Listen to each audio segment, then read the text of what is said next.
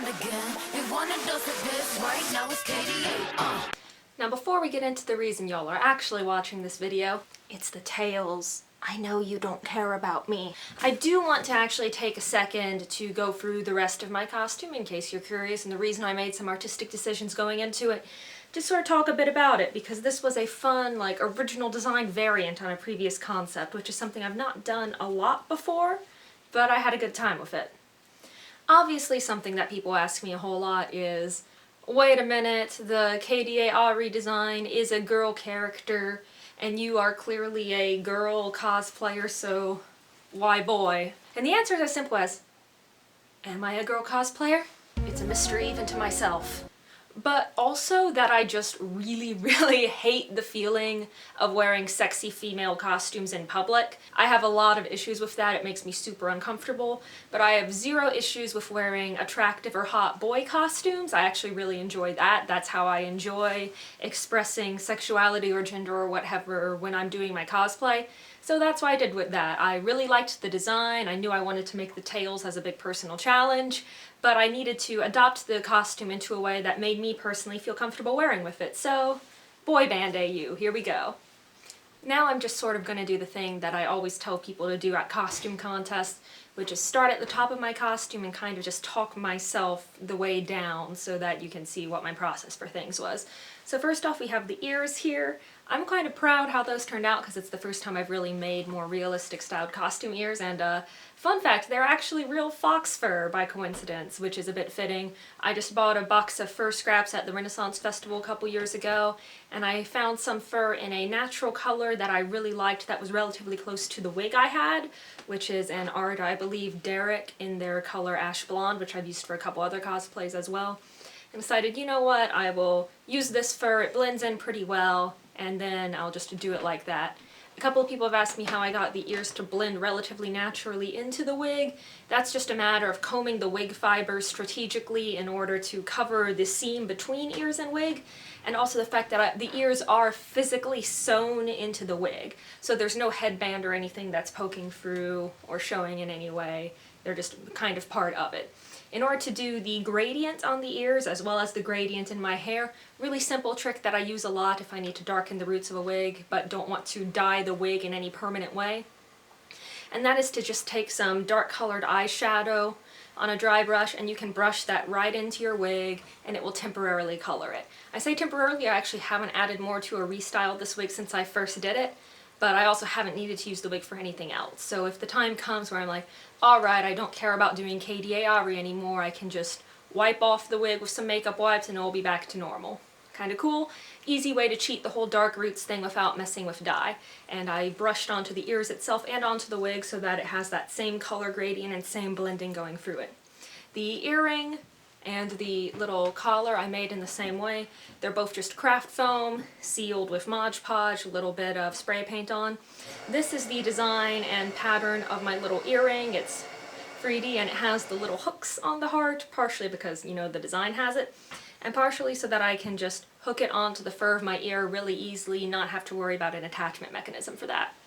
The undershirt I have, normally because I have breasts and I don't want to have breasts when I'm being a boy, I will open chest bind, which involves sort of taping my breasts backwards and outwards so that you can just see a flat chest that I'll contour a little bit to look more like pecs. But this is just me talking through the costume, not doing a formal photo shoot, so I didn't care that much.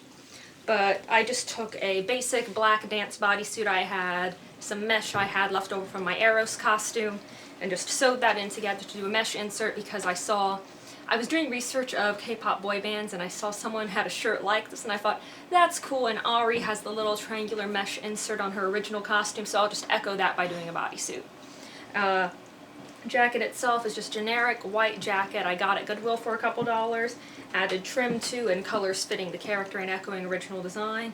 Just kind of hand sewed that on, didn't take too long, very simple, very easy. Gloves are children's dance performance gloves because I have abnormally tiny baby hands, like Donald Trump here, it's real bad. Didn't really make any change to that aside from these adjustable cuffs that just go on and off. Reason I added cuffs to the gloves was to give a little bit more definition to my hands, but also to echo the bracelets that Ahri has in her original design. Very simple. Belt is gold belt, not much to say there. Pants, leather pants. These things, they're annoying. I don't like them. I'll just pin them to my costume wherever I want. They sort of float out like so when I bother to do them.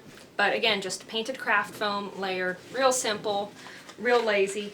And now that I've talked through everything that's worth talking through, we're gonna move on to the tail part. Now I will say that the way that I did my Ahri tails is not objectively the best way to do your Ahri tails, and it is not the most accurate way to do your Ahri tails. I would, however, argue, despite both of those things, that it's probably the cheapest and easiest way to do your Ahri tails and still get a good result. So I'm gonna just share what I did. You can look at my method, you can look at other people's methods, take the elements that you like. I highly encourage checking out some other tutorials that use different methods. I might even link them in the description of this video. Oh my lord, you do not know how excited I am to show you guys how janky these things actually are. These are what the tails look like when they're not on me. Here, they are already packed, they are filled, they are ready to go, and they are on my rig that I use to keep them to the back. Now all that the tails are and all the rig is, I'll show you right quick. I'm just gonna pull one of these off my rig is, look, it's literally just a bent up wire hanger. And that bent up wire hanger is bent up around a lot of other hangers, and they are duct taped to a belt. That is all. I'll show you the full rig in a second when I unpack these for real. But I do want to take a second to show you guys the structure of the tails exactly. This is my boy. He is easy to unpack and fold into a travel-safe version because all he is this organza shell, which is just cheap organza from like the little kids fabric sections of a Joann's, glued together in two pieces with some plastic cut into geometric shapes stuffed in to give a little bit of a shape when it is stuffed up. Now the tail is stuffed by a yardish light blue tulle that diffuses the lights really nicely and can be easily scrunched into a tiny, tiny ball. Now you see that's enough tulle to stuff the whole tail. It's also enough to ball in my hand. My tails I can also roll up like so into a very small package themselves.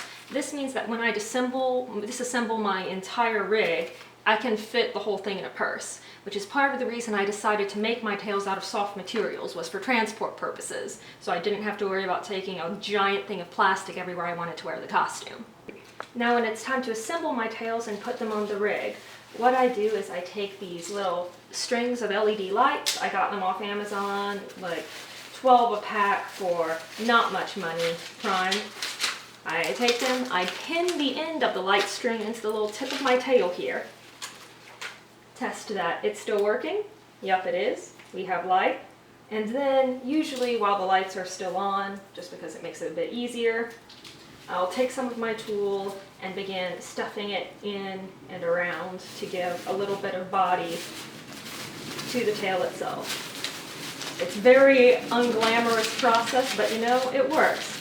Sort of hold it at the top, keep stuffing in, and then as you stuff more of the tulle in, take more of the string of light, insert that, kind of fill it around. I prefer to have the lights sort of more gathered towards the top of my tail because that's what shows more when I'm properly in the costume.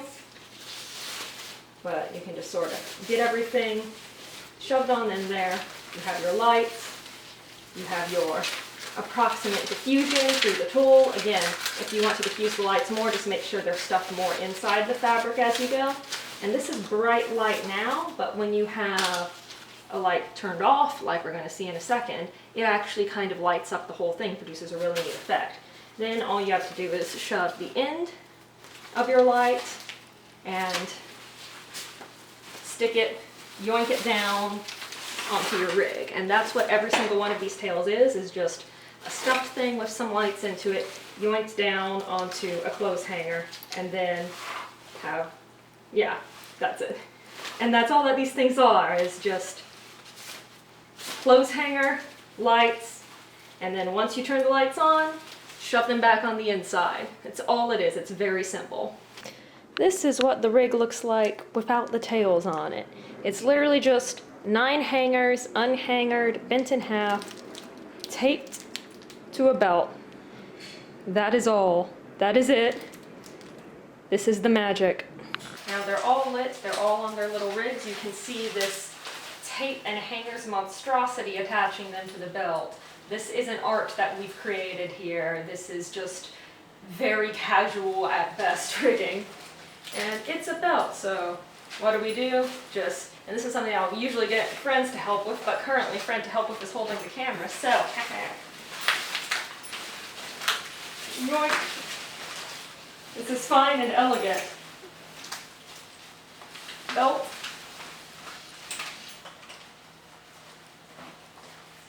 Belt on waist. Wowzer. We have tails. Then you can take off and adjust your fancy golden belt like I did here to cover the belt actually holding them on, and you have glowy boys.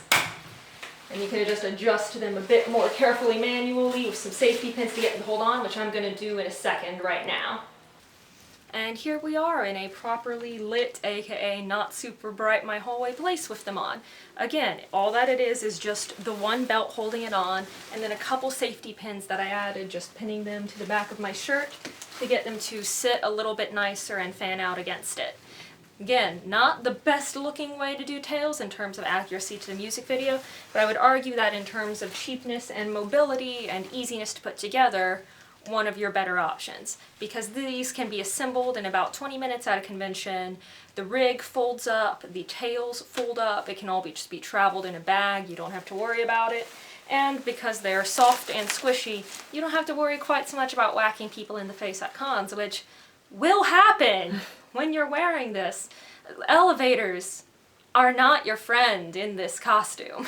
But this whole setup to do these tails cost me about $50 total, because it was 10 yards of fabric on the organza to make the shell of the tails of that I got Joann's coupons, best coupons, love that. The tulle you can get in bulk online. I used about 35 yards of tulle total. You can genuinely get it for about 25 cents a yard if you're looking at the right place. Look for tulle made for like party decor sites. Don't look for tulle made for actually fabric and sewing, because the quality doesn't matter in this case. We're just using it as stuffing.